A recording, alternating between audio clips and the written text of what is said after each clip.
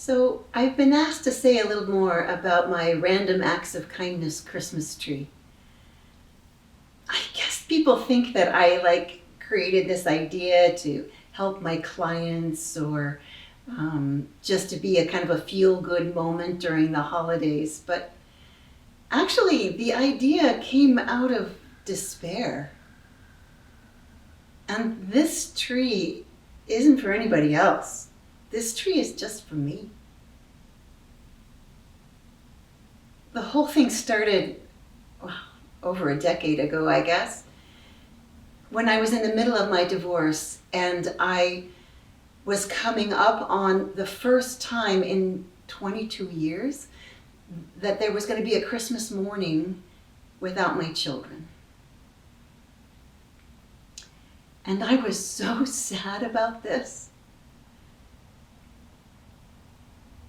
You know, my older kids were in college, and so they came home for Thanksgiving, and I put on my happy mommy face, and we went out and got that tree, and we put it up in my empty living room of my rental house. And I got all the ornaments out, and they were sitting in boxes underneath the tree. And I just couldn't make myself do the rest of Christmas.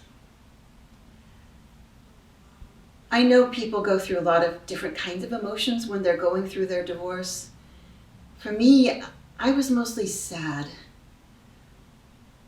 And of course, there are a lot of losses during divorce, and so I was grieving for the loss of my marriage. But I think I was also sad about this loss of identity. If I wasn't Santa Claus, who was I? So I had this empty tree, and every time I walked past it, I would get sadder.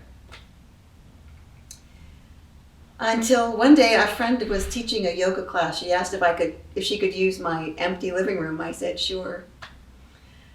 And in the middle of a bit of yoga meditation, I thought, what if I made the tree mean something? So I decided right then that what I would do is I would just go out and do some kind of random act of kindness. And if I did that and then I put an ornament up the tree, then that would, when I looked at the tree, it would make me happy because I would think about that random act of kindness. So that's what I did, and it kind of built. So, the first day I saw someone else's newspaper on the sidewalk, and I brought it up to their porch so they wouldn't have to walk so far to get their newspaper. And I went home and I put the star on the tree.